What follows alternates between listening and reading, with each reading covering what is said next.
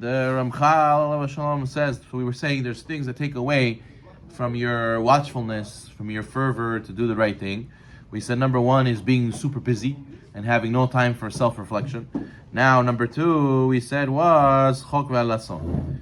It is scoffing and making levity, making jokes, not taking what the Torah says seriously. Someone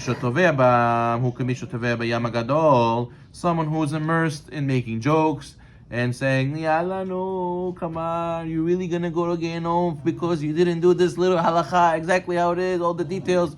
Right? Sometimes people say, I heard someone say nice.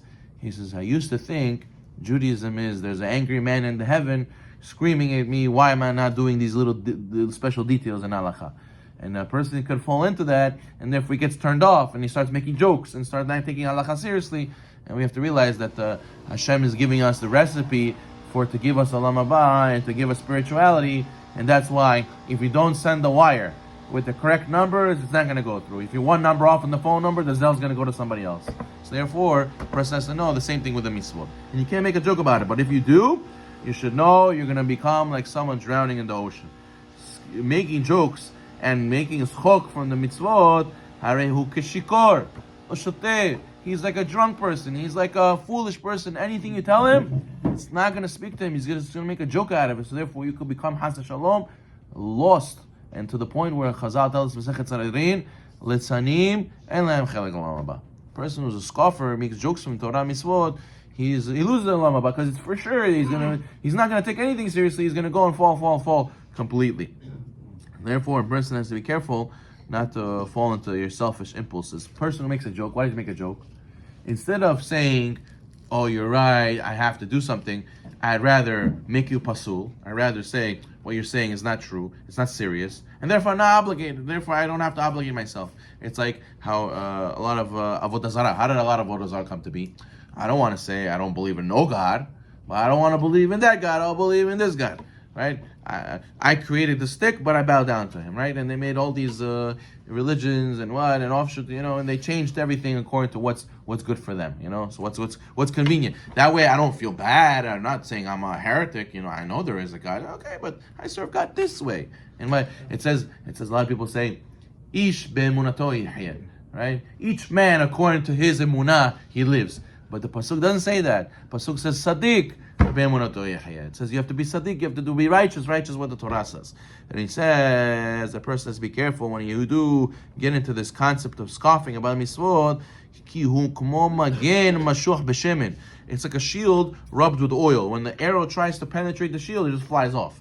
This scoffing and this making jokes about Torah, Yalla, no, Zovati, all this stuff. That mentality makes it that any musar that we try to give a person, it just flies off. It's like a barrier, doesn't allow anything today. So therefore, sometimes you can't help someone who doesn't want to be helped. If he doesn't want to help, he'll tell you this excuse, that excuse.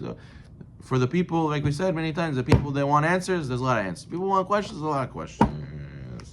He says, there's a story, an anecdote about the farmer who sold the mule, and the buyer, he asked the buyer, and he told the buyer that this animal listens very well. Very, very good animal.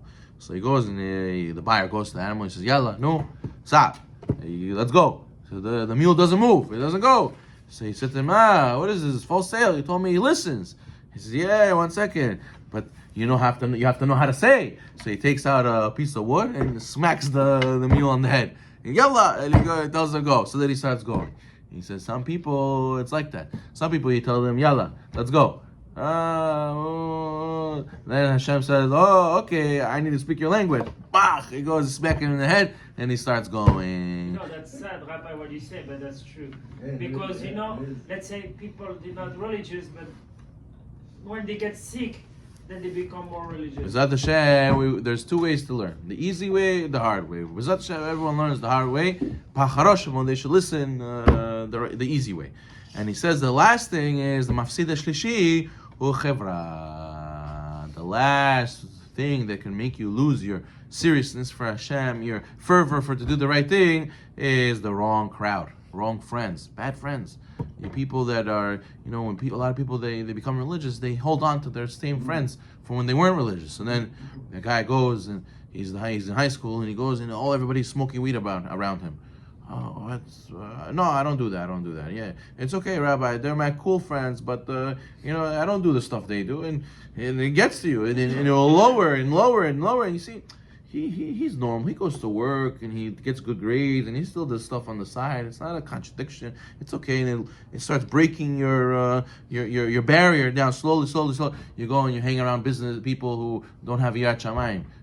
The way they talk, they curse. The way they eat. They don't eat the most kosher food. The way they look at life and what they talk about going to this vacation. I'm going to buy this clothes. I'm going to buy this building and make this business and all this mentality. Even though you're above that and you think this is all a joke, but at the end of the day, it gets to you a little bit more, a little bit more, a little bit more.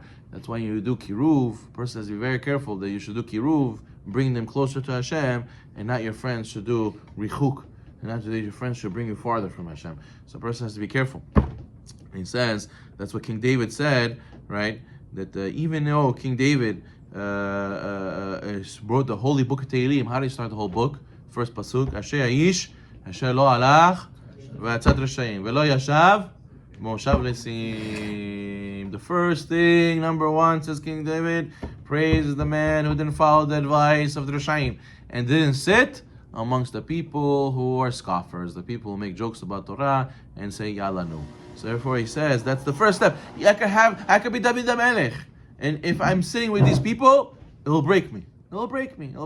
You take a prince and you put him in barbarians for 3 weeks, for 1 month. Already he starts losing all the stuff he learned in the palace. You understand? So if you put a guy to live with the low class, he's gonna start being low class. It's just human nature. Who you are, who your friends are. Show me who your friends are. I know who you are. So therefore, a person has to be very careful not to say, "Oh, get away, stay away." No, be normal. Just choose who you spend time with and who you confide in. Who is your friend? Rabbeinu Yonah says, "What's the point of a friend? Friend is for 3 things." Says Rabbeinu Yonah, and it says "Knei lecha chaver," right? It says in the Pirkei Avot, "Knei lecha chaver." So it's first of all, I remember as in yeshiva, I told my rabbi, I don't have so many friends here in yeshiva. I'm not so happy here. He says, and who says you have to have a lot of friends? He said to me, what do you mean? Everybody has a lot of friends. They have this concept. On Facebook, I have 10,000 friends. On Instagram, I have this amount of followers. Yeah, they're not your real friends. They're not your real followers. Yeah, it's different when you have a real relationship with somebody. But then he told me, where does it say in the Torah you have to have a lot of friends?